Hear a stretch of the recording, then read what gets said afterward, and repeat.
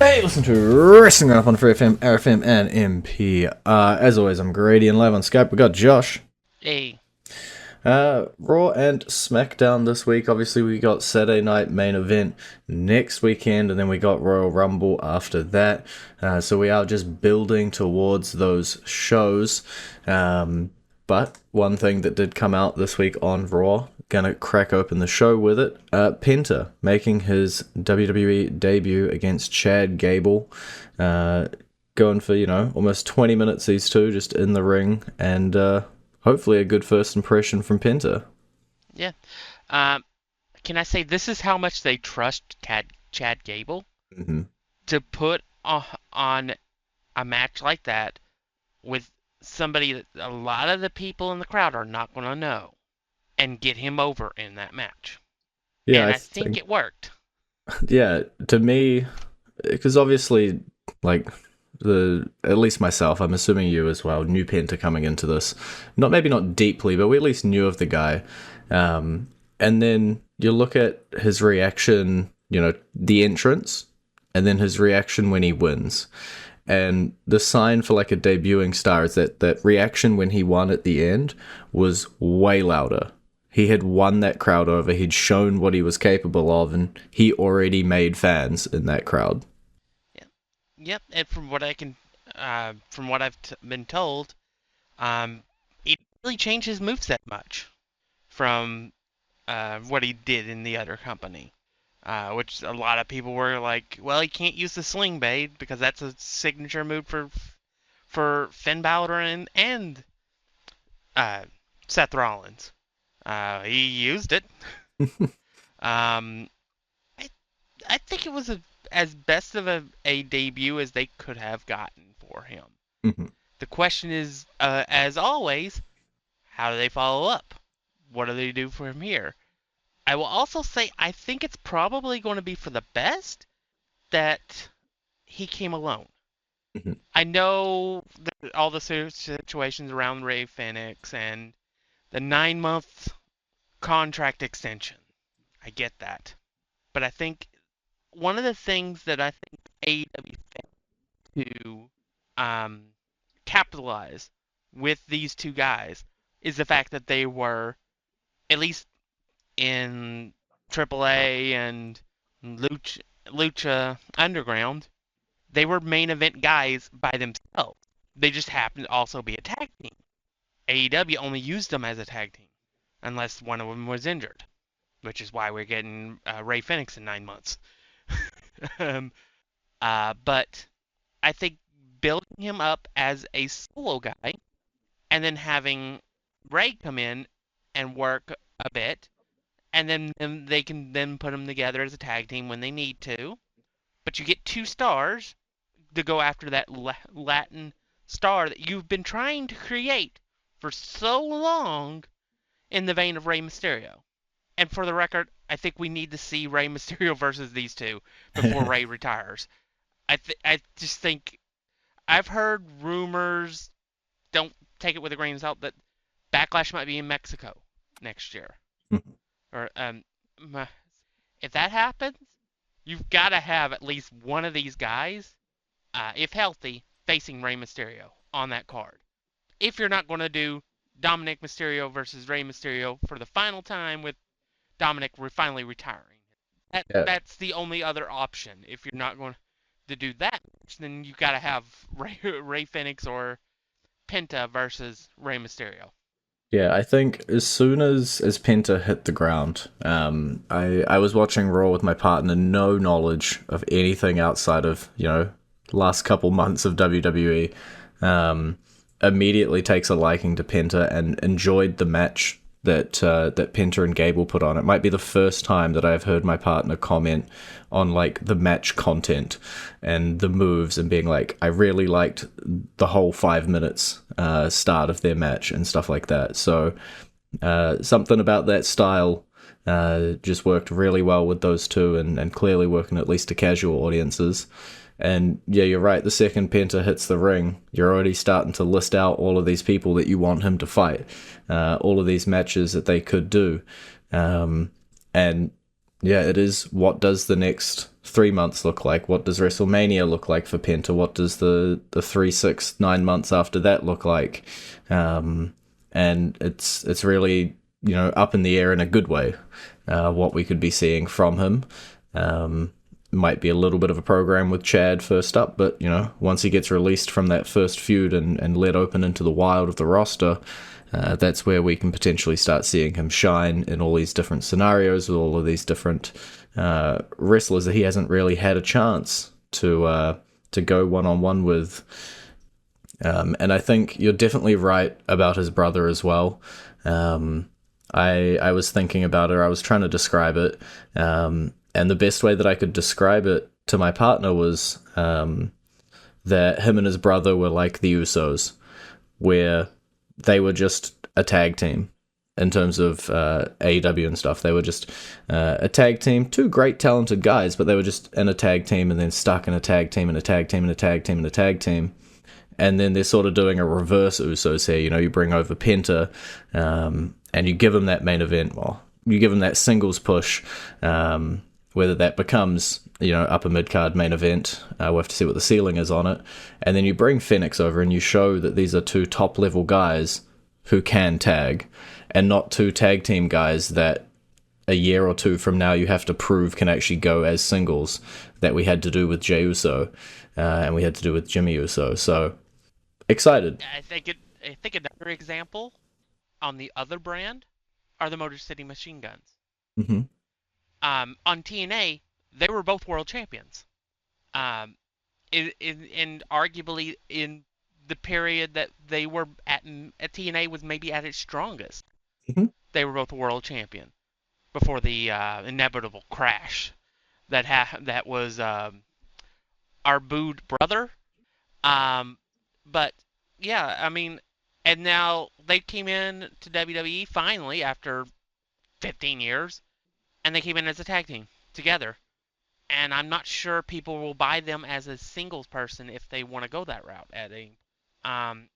So I do like the idea of Penta and Ray having to debut separately.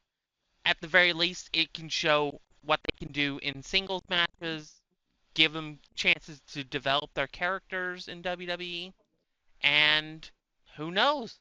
Maybe in a year or two we might be saying, something, Penta or Ray Phoenix might be a future world champion. They could win the Money in the Bank briefcase. They could win the Royal Rumble. They could break Rey Mysterio's time frame in the Rumble or something. Mm-hmm. I keep in mind, I want to say that. Keep in mind, I did say that, even though I know Gunther broke it already. I just want to, the point was, Rey Mysterio's still has that accolade because he won the match. Yeah, I think honestly, the sky's the limit for Penta and for Phoenix when he eventually comes over. And I am excited to see what this new Penta era ends up showing us in terms of what feuds he goes into and what he ends up doing. And also on Raw, we got our first ever Women's Intercontinental Champion. It was Dakota Kai. It was Lyra Valkyria. I said that I win no matter what. I was gonna be happy. One option was gonna make me happier, but both options do make me happy. And we ended up with the Crow herself, Lyra Valkyria, becoming the first ever champion. I'm pretty sure weeks ago we said this tournament felt like it was designed specifically for Lyra to win the championship, and I think it was, even with the injury replacement. I have no problems with Lyra being the first champion. It gives it a stark contrast to the type of champion that Chelsea Green is, as for the U.S. champion. And I think that the second that it was Lyra versus Dakota, it almost became by default that it was going to be Lyra. I don't think I saw a world where Dakota won. Sorry I can hope. Yeah. I think had they not turned Damage Control, then I give you a chance. Mm-hmm. But with both Dakota and Lyra being faces, it just didn't make sense for it to be Dakota. I'm just being honest. Yeah, and I knew that going into it. It was pretty clear at what was the most likely outcome. I can still hold on to that little string of hope as the match goes on, or that at some point in the future Dakota Kai does capture this championship or the US championship if she does end up switching brands. But yeah, I'm happy for Lyra. I liked her when she was on NXT. She comes up to the main roster, and I think for a lot of these women, we end up talking about, like, who is currently the world champions on their brands, and can you actually get yourself a shot? Can you squeeze on in there, especially with these long title reigns that we're seeing now? And so it's quite hard to get to women's world championship level. So having these mid-card titles just gives an additional accolade for people like Lyra, who maybe one day might hit that world championship level, but I don't see it right now for her. I think this is a great spot for her, sort of sitting in that upper mid-card sort of gateway kind of role. It's a proving ground for her. Prove that you can be something important with this championship, and then 6 months down the road, 9 months down the road, then we can maybe take you seriously as a world champion contender. Maybe this can be parlayed into the Money in the Bank. Yeah. I do think that a face probably should win this year. And I mean a strict face, not one that gets turned by cashing in on a heel. Although it is always going to be more fun when a heel holds it, I will say that. I think 2025 is going to be the year of Lyra Valkyria, and this is the first step to it. And that is a great segue to go into our entrance theme this week, which is none other than Lyra's theme, our first ever Women's Intercontinental Champion.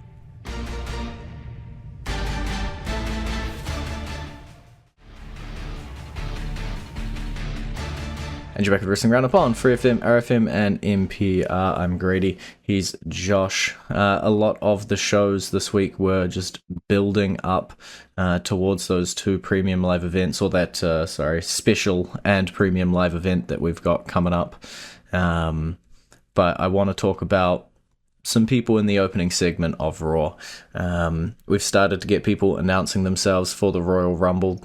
The men's match in particular is looking stacked, but we got this sort of three-way promo between CM Punk, Seth Rollins, and Drew McIntyre. We did get a match set up between Rollins and McIntyre later on, but they're sort of continuing this piece still, and CM Punk kind of just looks like he wants to be done with it. He's like, I've beat you, I'm done with you, I've beat you, I'm done with you, why do you keep coming to my door? Yeah, I wouldn't blame him.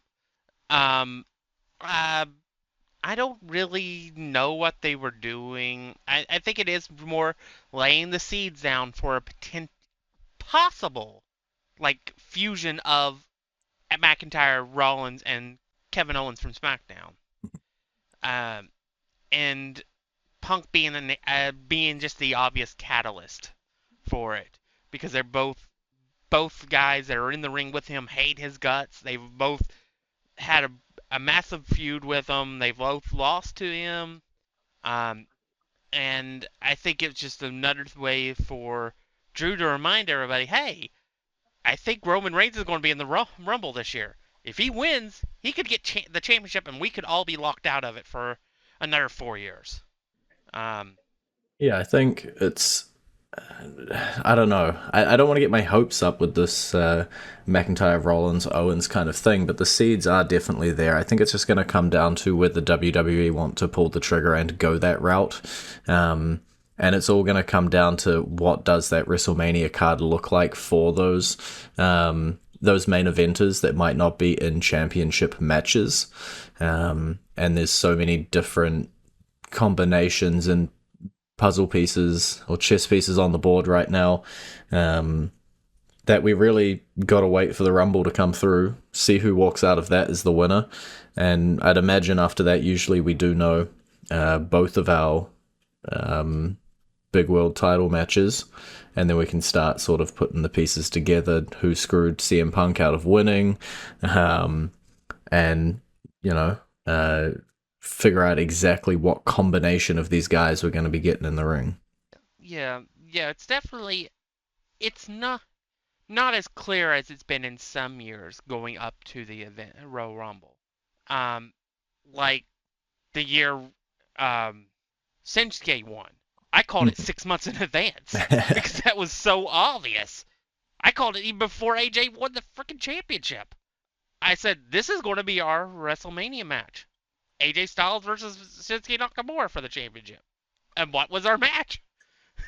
AJ Styles versus Shinsuke Nakamura for the championship. It just seemed obvious at that point. And honestly, I have no clue here 2 weeks ahead of the event who's going to win the match. My best guess, probably Cena. I think they might give him his third win, which will tie him with Austin to set up a world title match at WrestleMania. But I bet the house on that? Absolutely not. No, I think, and especially when you look down, there's 7 members already announced for the match, and I'm just going to take LA Knight and put him to the side a little bit there, and just, run down John Cena, CM Punk, Jey Uso, Roman Reigns, Seth Rollins, Drew McIntyre. These are all big main event guys that can be in world championship matches at WrestleMania. And yeah, that's 6 options to win right there. Yeah, Jay, it's very interesting to me because Jey Uso said he wouldn't be in the Rumble, but also challenged Gunther to a title match at Saturday night's main event. Yeah, I was gonna get to that. I don't quite know. I don't know. You get a championship opportunity on one weekend. You're banking on losing that championship match and being in the Rumble to get another shot. Yeah. Although it'll be questioned whether or not they actually will have the match because Gunther didn't accept. Gunther's like, I beat you twice already for another title. Why the heck would I defend against you? Yeah. So we'll have to see what they do, if they do that match or not. I kind of hope they don't because I want Jay to win the Rumble. I want Jay to win the Rumble and challenge Gunther for the title at WrestleMania. The closer we get to Rumble, the less I'm sure Gunther's going to be champion for that event. Yeah, it will be an interesting one. Obviously, Saturday night's main event in December had 5 matches and a pre-show or a dark match. And then you're looking at this one coming up, and you've got a couple challenges out there, as you say, Jey Uso challenging Gunther and Sheamus challenging Braun Breaker. But we're 2 SmackDowns and a Raw away, and we ain't got much of a card.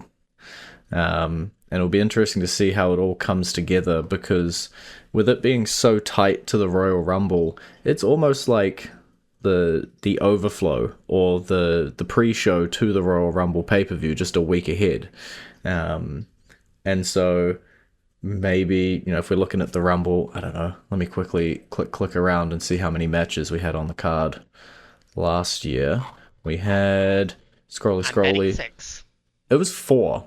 The 2 Rumble matches and 2 title matches. Yeah. It's never more than 6. It is never more than 6 for the Rumble.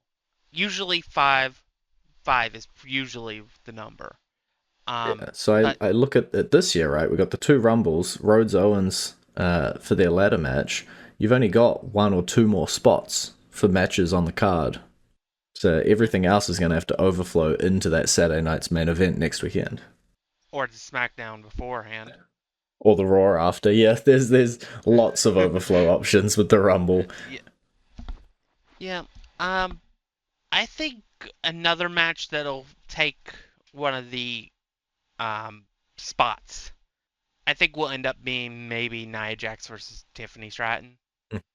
I think they'll do that match on the Rumble more than Saturday Night Main Event. I could be proven wrong as soon as Friday comes. But I feel like that's probably more likely to happen, so that they can then parlay Nia losing that match, getting into the Rumble, having a spot, and then getting eliminated because Nia's not going to win that match. Um, but I don't know. It is a lot's up in the air. There's so much talent, so many storylines, so many championships, so many things that are in play. Just and we'll have to see. We'll just have to wait and see. Yeah, and you brought up Nia Jax. I want to talk about that SmackDown Women's division. Obviously, with their brand new WWE Women's Champion Tiffany Stratton, ended in a bit of a kerfuffle this week on SmackDown. Nia Jax, Bayley, Naomi, and Bianca Belair all wanting a shot at that title. Bayley does come out on top of the number one contendership and gets her match this week, and then over on Raw, Bayley and Nia getting face to face in a segment that was meant to be about Rhea Ripley, and then you jump on down to NXT that just aired a couple minutes before we went live, and Bayley's down there getting face to face with Roxanne Perez. So Bayley's making quite the list of enemies around the place right now, and I feel like that's not going to go super well for her when she's going to have a title shot this week. Yeah, I think Roxanne Perez probably gets involved this week. Um, just because I think that's um, probably the reason for her interrupting Roxanne Perez. Plus, for Roxanne Perez has pretty much said her goodbye Mhm. to the main roster, to the NXT. Uh, so I think this is her way of being called up and maybe working towards maybe a WrestleMania match with Bayley. Um, but also, I think it's funny that she has a finishing move called the Rosebud, and she was once a Rosebud and is more successful than Adam Rose was ever thought he could ever be.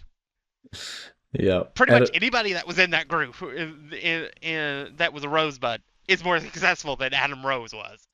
Adam Rose catching strays. What did he do? He doesn't deserve this.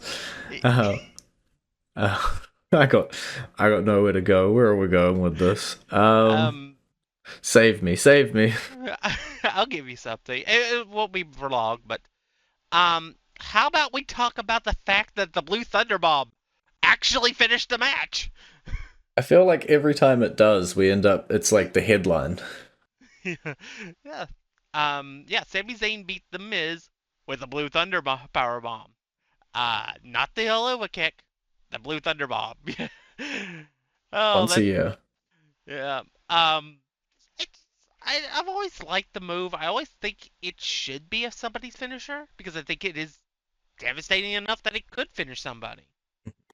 It just it's just like the super kick now or the DDT. It doesn't do the job when it should. So Yeah, when it does, it's worthy of being, hey, it happened. yeah. I like the concept that just because everybody does move A or move B, just when this person does it. Maybe they're a specialist at it. Maybe they've trained at it longer, or they do a slight variation of it, and it can end up being a finisher for them and be more impactful than when people do it as a regular move. Because if all these moves slowly become regular moves, we're going to run out of things that can be finishes real fast. Absolutely. I guess as like a minute or two, do you think Damian Priest and Finn Balor are finished now? Uh, Please I say have. yes. Well, the fact that Priest attacked him after the match, I'm going to say no. You were meant to say yes. I think we're going to end up with an ambulance match. That might be the fifth match at the Royal Rumble. Yeah. I think it was worthy of note as well the amount of flack that Finn Balor was giving Dominic backstage, and the fact that Dominic's side faction with Liv and Raquel were nowhere to be seen during that match as well. I think we've been saying it, and it's days are numbered. Yeah. So yeah, as much as I want it to be over, I think there's one more match, and then it's over. Do you promise it's only one more match? I don't know. Are we talking about Christian here always wanting one more match? Because it may end up being that situation. I want a tally of the amount of times that Finn Balor and Damian Priest have gone head to head, and the amount of times that Finn Balor has won, because you can't convince me it's not 0. I would say it's probably 0 in singles matches. I'd say any matches Finn has in the wins are probably tag team matches. Fair enough. Well, I'd lie and say I'll get that stat for next week's show, but what's really will happen is I will completely and utterly forget. And we have hit time, so it has been great talking to you. Baby. You can visit our Facebook page, facebook.com/wrestling R&D up, our Twitter page, twitter.com/wrestling R&D up, or our YouTube page, youtube.com/wrestling RND up. And we will catch you next week.